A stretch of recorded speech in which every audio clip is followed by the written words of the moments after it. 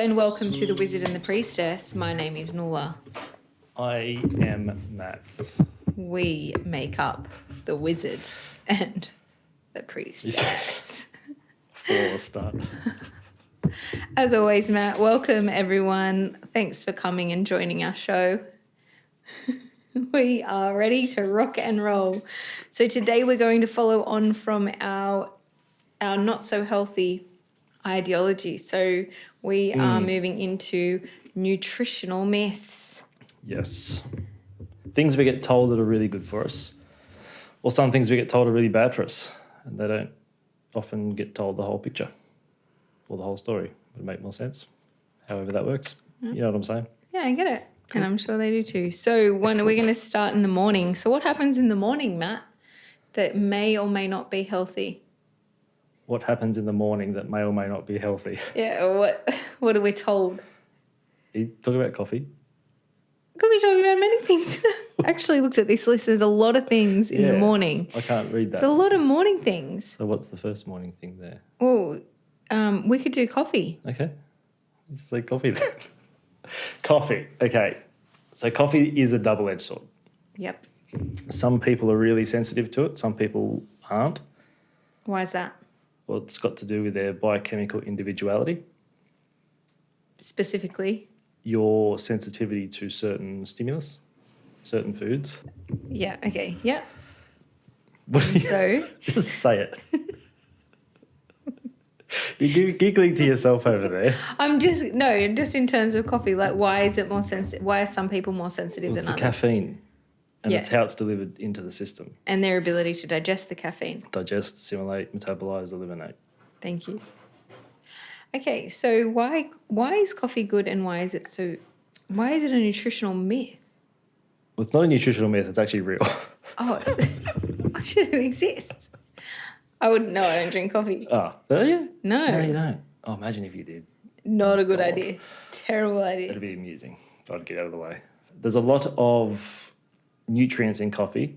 There are a lot of antioxidants in coffee. There's a lot of properties in caffeine that can be very beneficial to humans. However, the tannin content in the coffee makes a lot of other nutrients hard to absorb, like zinc and iron are two of the main ones, and calcium. So coffee is really dependent on timing. It's all about timing with coffee. So you can use it as a health drink, the healthiest possible way to have coffee. This is debatable too, as I'm saying this. I have my coffee. I grind it just before I'm going to have it, add the water obviously. Then I have a teaspoon of butter with the coffee. So the caffeine molecules get tied up in the fat molecules and actually acts as a slow release to the adrenal glands. Doesn't stress out the adrenal glands so much, nor the kidneys or the pancreas. So that's where the whole bulletproof thing came from, which actually stemmed from monks using yak butter in their coffee. I know that was your next question. So Absolutely. Wow. yeah. So it can improve physical performance, mental performance. So there are benefits to it. However, you would need to utilize it within, depending on the person, half an hour.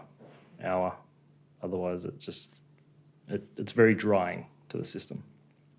And remembering that the half-life of coffee is not the hour or half an hour after you've had the 4 to stimulus 6 in. hours. Yeah. So which means if you have, what time is it? Say 1 o'clock. If we have 30 mils of coffee now, at 6 p.m. tonight, we've still got 15 mils of coffee going through the system or caffeine, which is having a stimulating effect. And how that stimulates you is dependent on how you've digested it. Yeah, plus everything else that you've done in that day. Totally. You've got something in your system trying to keep you awake. I'm probably going to say that coffee is one of those things that is one of the first things that I recommend against when people are using it. I see coffee as a drug, and if you use coffee as a drug, then you'll probably that would absolutely be a better option, because when you're using coffee as a drug and knowing that it is a drug, then, or has the potential to be, then you can then you can actually use it that way. So you can utilize it. So, for example, coffee was used in a similar way to the way cacao is used. And in today's world, which is a drug specifically for ceremony and ritual. And so if we're conscious of the ceremony and the ritual aspects of that stimulus, then you are going to use it maybe once a month or consume it once every, I don't know how often you'd have it. You maybe have it once a week to actually dive into that idea of connecting back to self and, awakening the mind and awakening the psyche in a different way. Yeah, so you're having a spiritual connection with it. Totally. Relationship. Yeah. In the same way that cacao nowadays is being, cacao is about to become, in the kind of maybe more alternate realms, but it's like cacao is like, we swap over from using coffee and now let's use cacao instead. And the same thing, let's add the butter and let's add all the goodness to it. But and the mushrooms and adaptogens and all those things, fantastic. But it's still a really powerful and potent stimulant, and it should be used ceremoniously from my perspective. And if we used it like that, I would believe that there would be quite a lot of health benefits. Yeah, but absolutely. when we don't use it like that and we just abuse it. We want that constant high, right? So we abuse it. So we're like, this is amazing, but actually probably less likely to be. Do you know how it was discovered? Coffee or cacao? Coffee. How?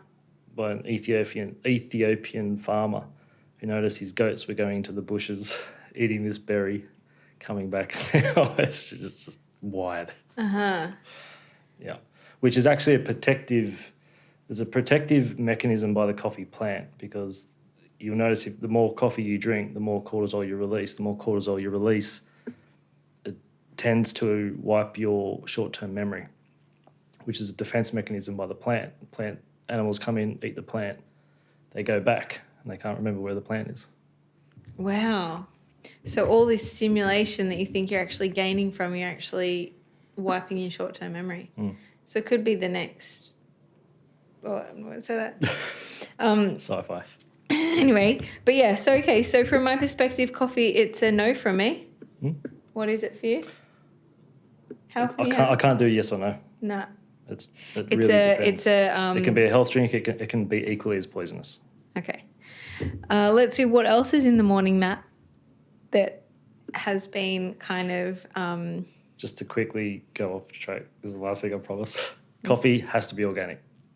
Right. That's my non-negotiable. Sorry, as you were. Okay, so organic coffee is a yes at times. Yep.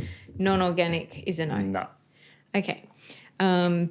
I'm just going to say this because obviously it's going to take us, this guessing game is a bit slow, but not eating breakfast.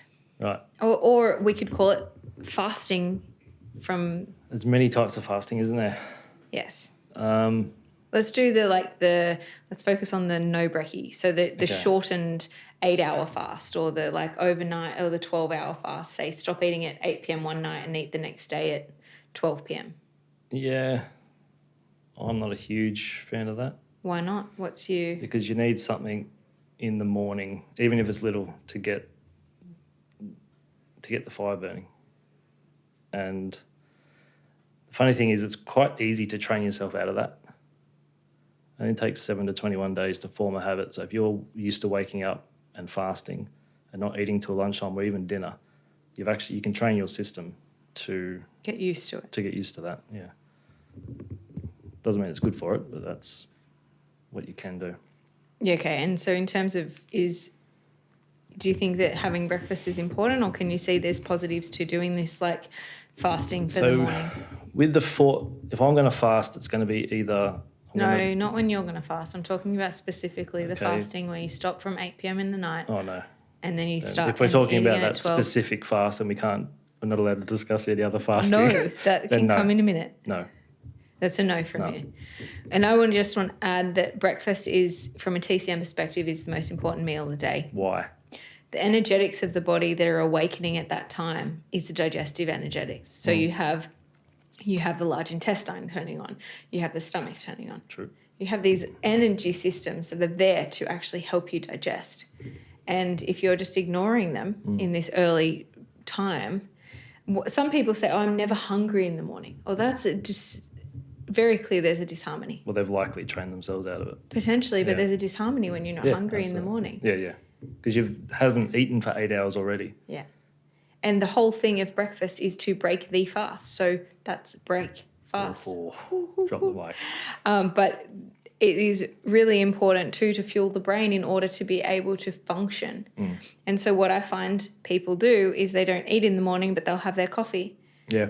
And then slowly, especially for women who their hormones are reliant on the good fats that come from a good quality breakfast, like that is so important and incredibly taxing on the system when it's been taken away or is deficient. And if you start the day deficient, then what's going to happen throughout the rest of that day? And depending on what part of your cycle you're on, you might get through ovulation, living within a fasting space, or those sorts of that short-term fasting that's just essentially cool for, it's called fasting, but essentially it's skip breakfast and now it's healthy. Yeah. Then let's talk about fasting in terms of, say, a 2-day fast or an extended period of fasting or something along those lines. Why would we do it? Why is it good? Why could it be a bit of a myth? Well, the whole purpose of a fast is to give the system a break. Whether that's 2 hours, 10 hours, 2 days, 5 days, it's really up to the individual. In theory, the more toxic you are, the longer you can fast and it not have a too big of impact on you. But if you're healthy and doing the fasting every single day, Like, there's lots of stuff you could be missing out on. for example?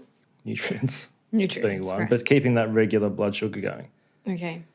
For me, like doing a mini fast once a week, What's that? let's say, for example, having breakfast, skipping lunch, having a normal dinner, or breakfast, lunch, skipping dinner, and not eating again until breakfast, just sort of skipping a meal. That's a mini fast. And if you have things like, there's a lot of herbal teas that can help balance blood sugar in that meantime, as well as water. That gives the digestive system just a bit of a break every now and then. I don't think you need it every day.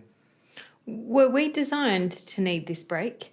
I think whether we were designed is debatable. I think when we're living in nature, we had the break whether we wanted it or not, because we'd kill a carcass and maybe not eat for a week, potentially, as a tribe. Why?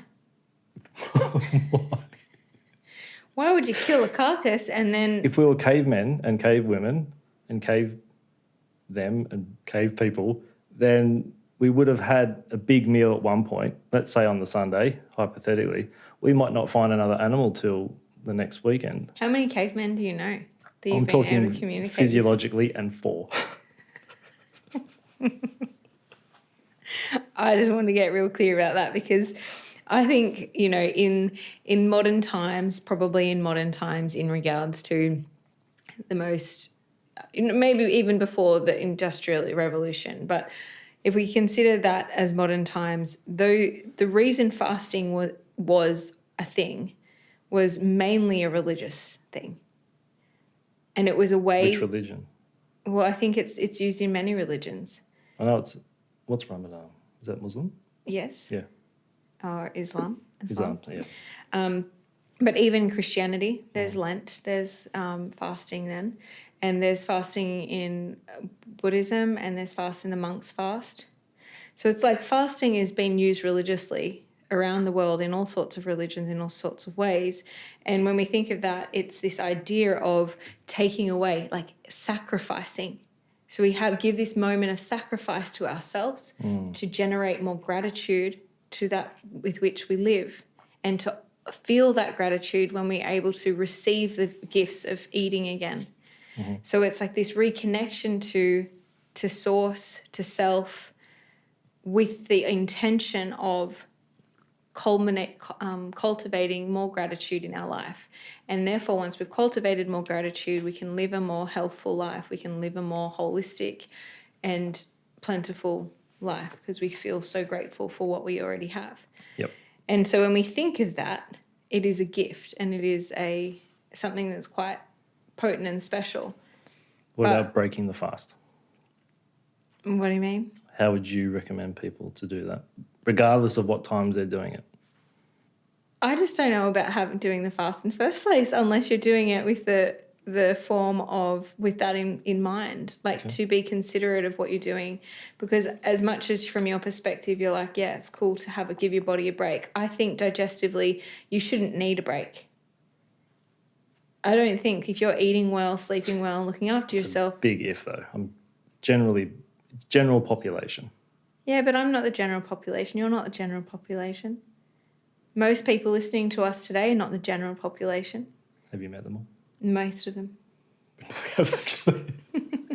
So talking to those people like, hey guys, hey friends, Matt's a bit confused about who we're talking to right now, but I would say that fasting is not necessarily a good thing at all, if at all, especially if your digestive system's a bit cooked.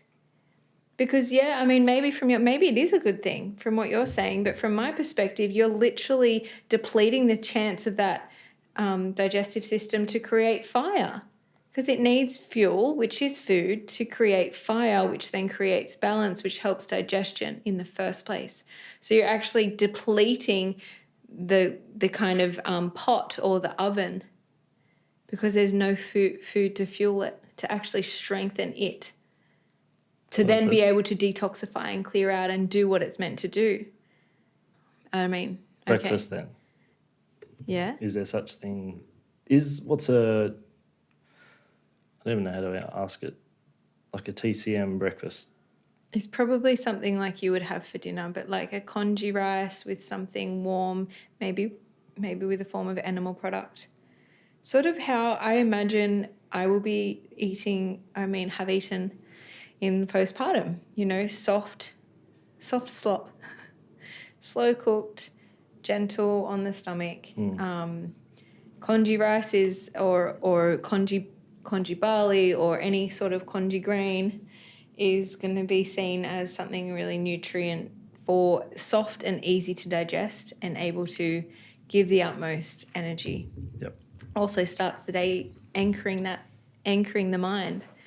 So you start the day feeling really slow and nourished. There's a little bit of sweet to congee. Congee creates that natural sweetness in the grains.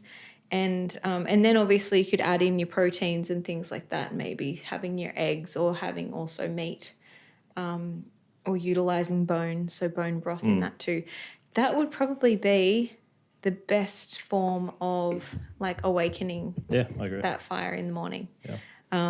They say in the West, we say that breakfast is the most important meal, which it is in one way. But on another argument, there's a more important meal. Oh, what's that? And you're going to be really interested to know this. Tell me more. It's the post-workout meal. Yeah, that one. Yeah, so Because you love talking about that to me all the time. I love exercise and post-workout. So that's when your cells are metabolically the hungriest. Okay. Yeah. The breakfast, the first meal, assuming it's different from the post-workout, it sets up your neurotransmitter profile for that day. So your serotonin, GABA, dopamine, acetylcholine, all of these neurotransmitters, they get their profiling from that meal. Cool. That was all I had. You just threw like a curveball, come in with a little bit of nothing and then jump away. What? I mean, a little bit of nothing. That was gold. Okay, gold. It was actually really good. I appreciate it. But can you just stick to the front sheet? But okay, so I think that this is where we can dive into this idea of, so we've talked about fasting. Essentially, from my perspective, it's a no from me unless it is something that is that you're utilizing it as same thing. It's like a sacred ceremony to yourself, sacred connection to self. I don't really like the idea of doing mini fasts to give yourself a digestive break. If you needed that, you need to do something else. And then the other thing that we're going to dive into is the very lucky gluten. Matt, tell me all about gluten. It's not gluten per se that is the problem. It's the gliadin, which is the sticky protein found in gluten, and it's the way the grains are processed. Typically, that people have an issue with. I think statistically it is 60% of white-skinned people, and then 40% of black-skinned people have some kind of unfavourable reaction to gluten, be it headache, bloating, all the digestive stuff. When did this start, Matt? Post-World War II, Why? because they had so much gunpowder left over, they needed something to do with it, so they made a lot of fertilisers out of it, and it made the processing of grains a lot cheaper, so they could process it for less and sell it for more. Beautiful. So it's not actually the grains, it's the way it's been processed. Yep. So gluten gets the bad rap, though. It does. What if it was organic? Well, organic gluten's still gluten. It's just with less pesticides. Well, it should be no pesticides if it's Organic. organic, yeah. If it's sprouted grain, that's a different ball game. So at least then it's bioavailable to the body. So that's what we should be consuming. Yep. Sprouted grains. Yep. Ideally. Because I don't believe that in every culture around the world they use a lot of, like, you just look at South America, and India. They use chapati in India. They use tortilla in South America. They use a form of chapati in Africa. Like, grains have been used Staple. as a staple. But grains 10,000 years ago are very different to grains today. And I mean, not even 10,000 years ago. Let's go like just even 300, 200 years ago. Yeah. So the Radically grain is the gluten you're talking about, the gluten that you would find today, full stop. Modern day gluten would be typically what you would find on a monocrop farm, Okay. where they farm one thing. Yeah. And that's highly processed. So many other things have to die before that crop is harvested, before you get to eat it. It's not natural. A lot of it's GMO'd on top of that as well. So it's just a recipe for not nice things. Yeah, which is interesting because in Chinese medicine, like I've said before, grains are power in our herbology, in the way that we use herbs. We use a lot of grains. And one of the they are really nourishing, and they're really anchoring, and they're a little bit sweet, so they're really good for digestion. And we are so afraid of carbohydrates now, and it's so interesting because in Chinese medicine it is really common to, used in a different form. There's no bread in China. Right. I think there is a little bit more now, but it's not like that wasn't a normal way to consume grains. But especially in terms of, there's certain herbs that we use specifically for fertility. Like wheat is like one of the most powerful fertility herbs. So it's like the seed of the germination of growth of life. And yet, The modern wheat is usually white and bleached yeah. and nutritionally deficient. Totally. So then that just comes back to organic or choosing a better option, because if you're going to use, if you're going to go and buy the cheap crappy pasta, or try and make the pasta yourself using a good quality flour that has been, sprouted or whatever we're talking about. Yeah. Layered. But also I get really particular about this, and it's, in terms of grains specifically, I'm pro-grain. Yeah, well, I think we're thinking of two different grains. I know, but it doesn't matter. This is the general- whole point. It's the nutritional myth that gluten is the bad guy and is terrible, and that's just a compartmentalization of wheat as a whole. And anyone that's traveled Europe knows that they could eat baguettes in France and pizza in feel Italy absolutely fine. and be perfectly well And then do it here or America. and feel horrible. Yeah. So let's not, I think it's really important. That's like saying, all clowns are dangerous because one clown, sorry, the analogy just came to me. Because there was one bad clown who abducted children. So now You can never have a clown. So we staying away from clowns in general? My point. No to clowns. No, Okay. Good. no. My point is scout out the best clown. The one that doesn't abduct the children. Sound advice. Okay, gluten. Okay, next step is you really wanted to touch on fruit juice. Did I? Yeah, Okay. fruit juice. What's wrong with fruit juice?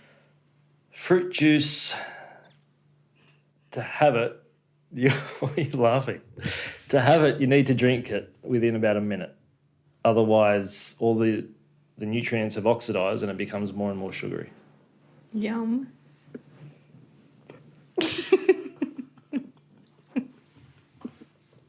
Okay, so if we're going to drink fruit juice, we've got to get it like freshly squeezed fruit juice. There and then, or cold pressed. That'll preserve its nutrients. Cold press. How do you cold press an orange? With a cold press machine. Oh. I actually don't know. You've never had a cold press no, juice, haven't you? Not cold press, no. You haven't lived. Where do you get a cold press juice around here? Probably at the shop. What shop? Who would have it? I don't know. There's two fruit juice shops that I can think of, and I don't think they do cold press. Who's that? Except that The organic shop would have cold pressed juice, but they don't. no, they it's wouldn't do it cold on- pressed as in it's cold from the fridge. No, but they're actually cold pressed. Oh, they do cold press it? Yeah. Through a cold press machine? Yes. What does that mean? It's just like iced machine? Iced machine. Well, like an ice, like it's cold inside of it. How does a cold press machine Cold work? press is not like hot and cold. What is it? It's just literally pressed until it's into juice. It's like pressure pressed. until What's it's the juice. difference between cold press and hot press? Hot press, you do that with your pants to get the wrinkles. What are they called? Wrinkles The- out. I don't know. I don't care Lines if they exist. Okay, so hang on. So cold press. What? Cold, you've never heard of cold I have pressed juices? heard of it, but I'm more into that. So the you know cold how pressed olive oil or something. yeah, same, very similar. So they process. Yes, press it. So it's a slow press. Sure, What's hot press? I mean, what's the other option? that's called cold press. Okay, what's the other option? Blended. So you shouldn't blend fruit juice Well, you can as long as you drink it there and then on the spot. You got about a minute. for any version. Yeah. Cold press too. No, for the blended version, you've got about a minute for the. Hang on, blended version, you've got about a minute to drink it. Cold press, you've got about 3 days. Okay, but the thing is, for me, if I make What is it for you, though? a juice at home, it's Yep. going to be a blended type. But it's going to have all. It's not going to be pressed. I'm going to have all the nutrients. I'm going to have the fiber. It's going to be like a fruit smoothie without milk added. Mhm. I've got to drink that quick. Quick.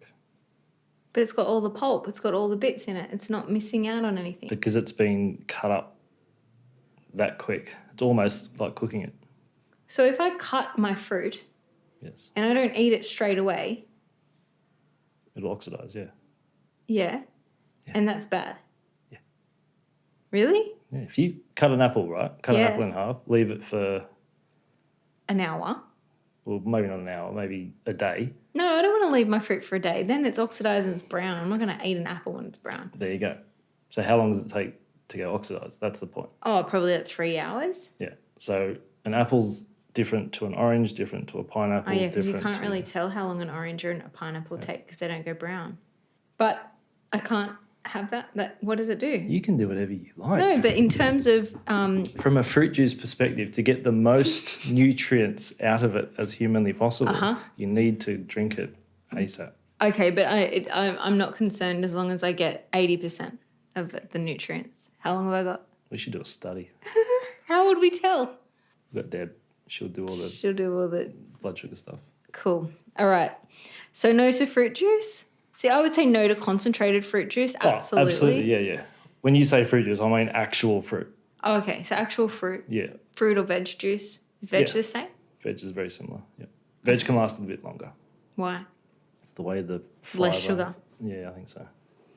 There's something in the composite of the veg and the fruit. Even if you have refrigerated fruit juice? It's the same. Oh, it's not about the hot cold thing. I'm getting confused. Okay. All right. So fruit juice within a minute of it being cut and squished. Made, blended, I would say. Oh, blended. Okay. So now we're going to move to milk. Milk. Milk. Moo. Okay, so milk. Matthew, is it good or bad? Because I would say, okay, whilst you get your composure, I would say that from my perspective, milk's an interesting one because I was vegetarian and then turned like How long for? 15, not quite 15, 10 years, oh, I don't know, somewhere around that, 10 to 15 years. And more so vegetarian. And then for a few years we were veganish. What does veganish mean? It's a bit of a, not completely vegan, but not veganish. Anyway, it's just not 100%, maybe an 80-20 vegan. So maybe you couldn't really call us vegan. But either way, we didn't have dairy. And one of the big things of learning that was that, like, essentially you are keeping a cow pregnant in order to drink the baby's milk while the baby has been taken away from the mother. And then the cow is continuously impregnated to ensure that she's producing milk for us to consume.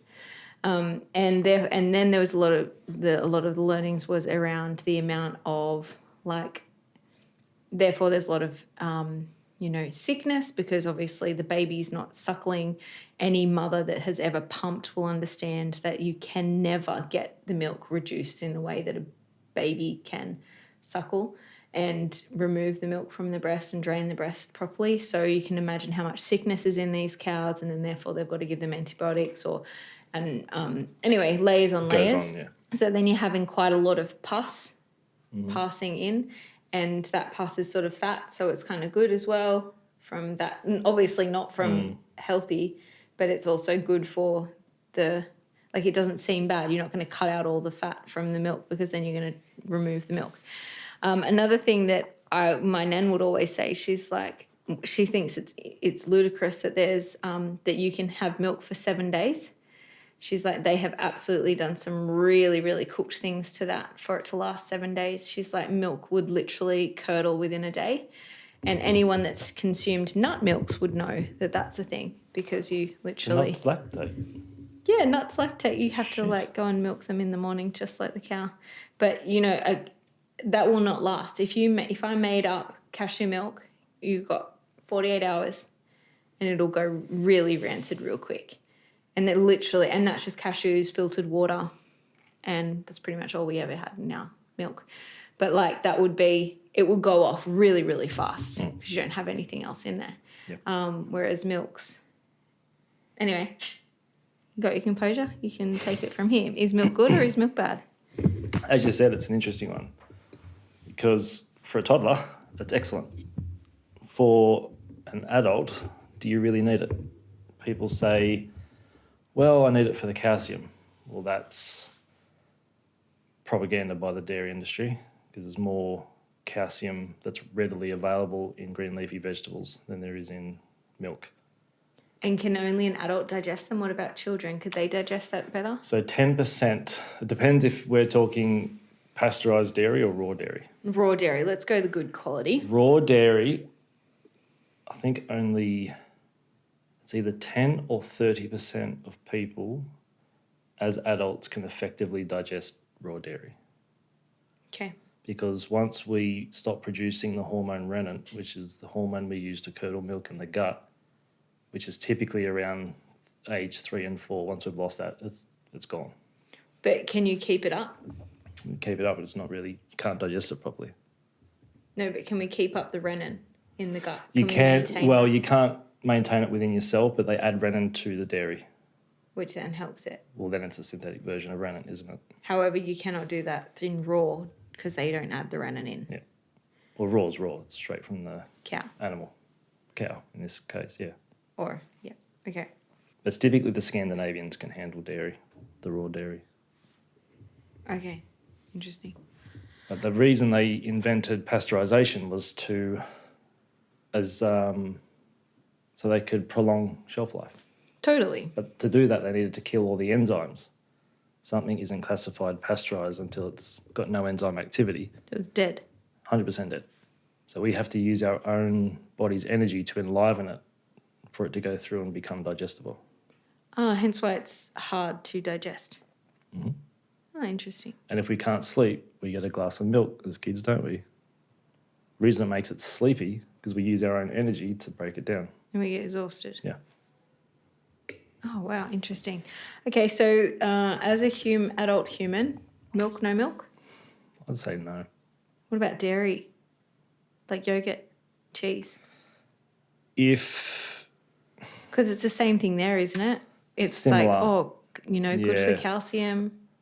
I would, same argument. However, I'd be going more towards an unpasteurized, if you can get it, sheep or goats or camel's milk yogurt. That's Yeah. more compatible with the human gut. Yeah. I mean, I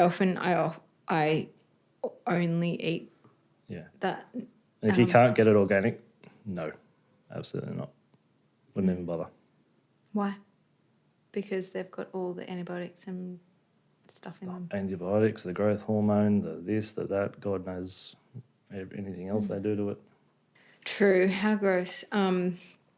Okay. So moving right along, we have. So where's milk? Sort of a no. I'm going to say nay. Yeah. No for you. Delphi's going to be disappointed. She loves milk. What milk does she have? Raw milk or the biodynamic one. But I mean, I don't know. She just loves it. She cry for milk. It's so weird. I think she's just going through a bit of a phase. Okay. Moving right along. Maybe the Reddit's running out. Oh, okay. Vegetable oil, cooking oil, seed oil, Matt. Why are they in every product? And why are they... It's cheap. Right. It is very, very cheap. Why is it so cheap? Vegetable oils are very high in omega-6 and 9. 9, yeah. And they don't handle heat very well.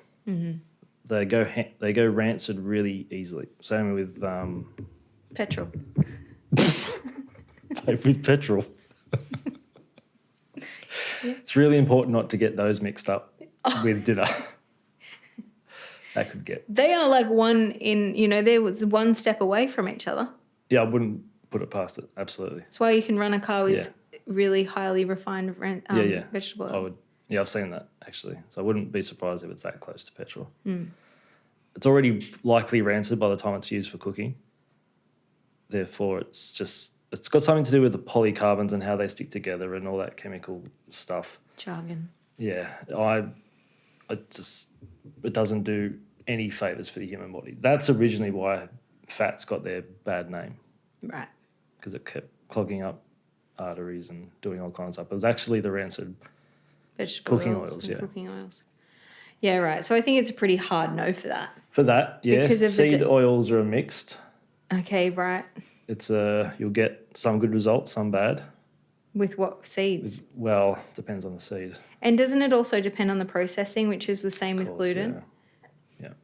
I think that's the thing. Like you cannot, the hardest thing is any product today that is in the organic supermarket has seed oils in it. Yeah. You have to or like not seed oils, maybe vegetable oils.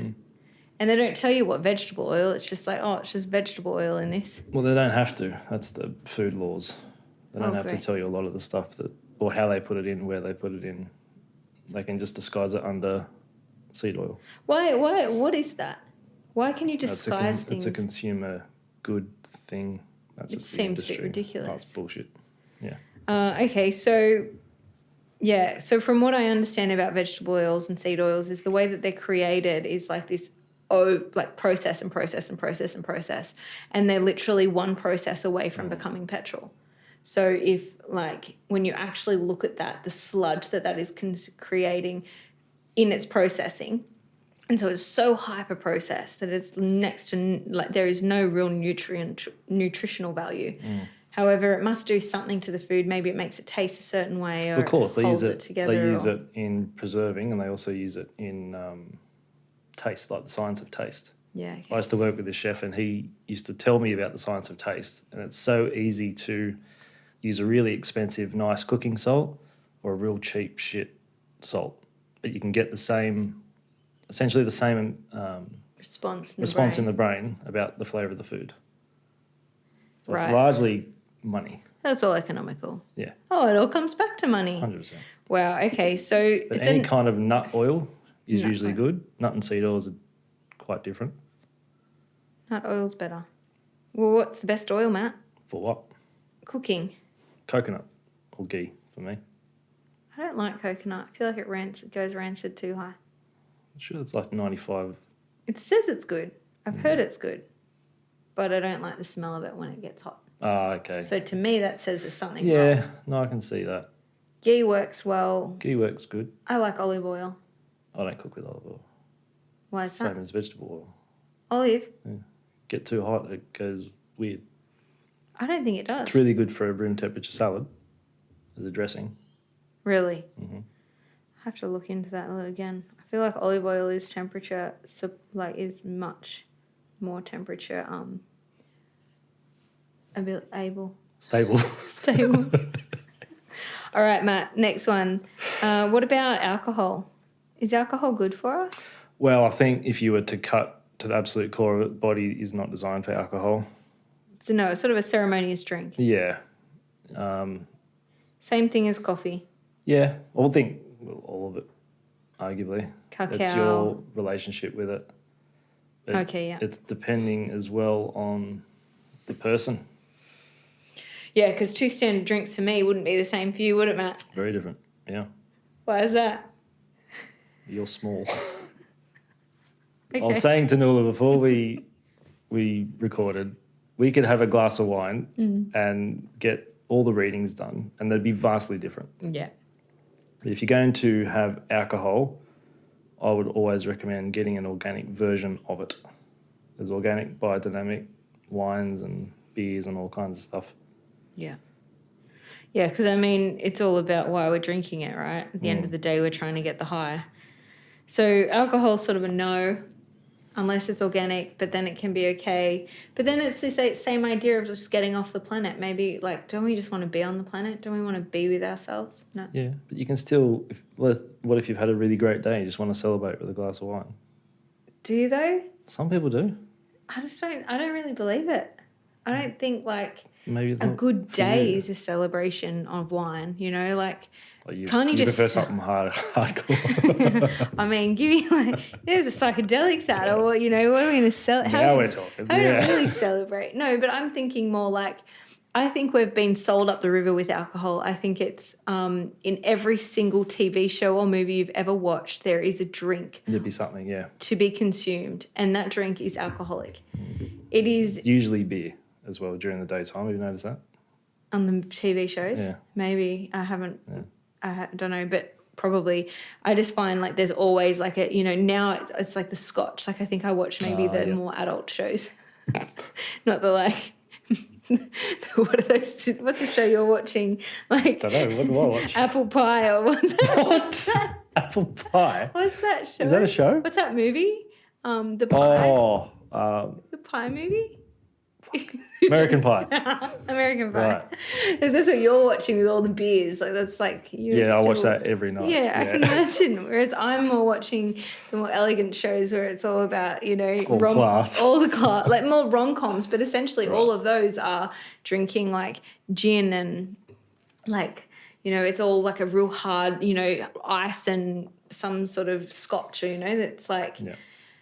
but you can't just sit on the lounge and talk. You have to have your drink and I'll come over for a drink and we just sit and drink this heavy drink and get drunk and it's just this constant perpetuation of that. And so I would say that the celebration it shouldn't have a cacao or a coffee or something in celebration or At 8 p.m.? 8 p.m.? well, I don't know. What's the half-life of alcohol? The only reason you would choose alcohol is because it's a God, I know, depressant yeah. and brings you down. What is it? And it's going to be different for everyone, right, Matt? Because if I had it, Yes, the we will. half-life for me is going to be different to you because I'm small. Um, but I think like this is the thing. Like, Yeah. why do we have to celebrate with something that takes us off this planet? If we've had a really good day, I absolutely do not need alcohol, and I don't think you should either. Do you think though? Like, if you've had a really good day, do you need to like dull that down with like alcohol? Like, that sounds strange to me. But okay, I think alcohol's a no from me. What's it? A yes from you. I roll from me. For Matt, it's a yes. It's not a yes. Do you enjoy alcohol? You know, maybe someone is out there that Oh, I know might where you're like going with this. a wine. How do you like to What's consume your next celebration? on your list? Okay, so on my list, I also have, I would say part of me would say that there is a bit of an abuse of medicinal medicines out there, and these include tobacco, psychedelics, ayahuasca, any of the papacha. Yeah, it's very popular. Yeah, and for me, it's a no unless it's being used in a ceremonious way. Yeah, agree. We could go on a long Tangent on that. talk about that. But yeah, I think that there's something to be really conscious of that that we've decided that it is okay to do, and we can do it every now and then, like maybe a couple times a year. A couple times a month, or you know. And it's like really, like how often were they doing ceremony like that in spiritual, in like more ritualistic times? Depending, 4 times a year. Like Maybe if you're a shaman, big thing. Well, and shaman would be potentially weekly. maybe, but maybe not too. Like It'd be that might be cyclical, today's shamanism. Oh, maybe, yeah. Because, I mean, the monks aren't But using these it's things. been used in rites of passage. Totally, but that's a rite of passage that happens It's 3 all- times in your life. It's all ceremonial. It's all in a somewhat controlled environment a lot of the time. Maybe not controlled, but contained. Or contained, yeah. It's also got an intent behind it as well. Where if you're just going to a concert, popping whatever, then there's no real intent. But I there. also want to make note that, like, there's people out there doing these things with intention, right? They are intently doing that, but they're doing it, you know, every month. Some probably doing it every week, aren't they? Maybe, but I'm talking about the people that are of our caliber, of our following, that would be interested in these things, right? So my point is that you're probably thinking you're doing a really good thing, but how often do you need to go off the planet to come back down? Yeah. And that is what I'm pointing out. Okay, and then I guess the last little thing, there's a few more things I want to chat on. Okay, so calorie counting. We need a new episode. Okay, well, we might just have to hold it there, and we'll We'll go on part 3. do part 3. All right, thanks for having us. See you next time. See you next time. Bye.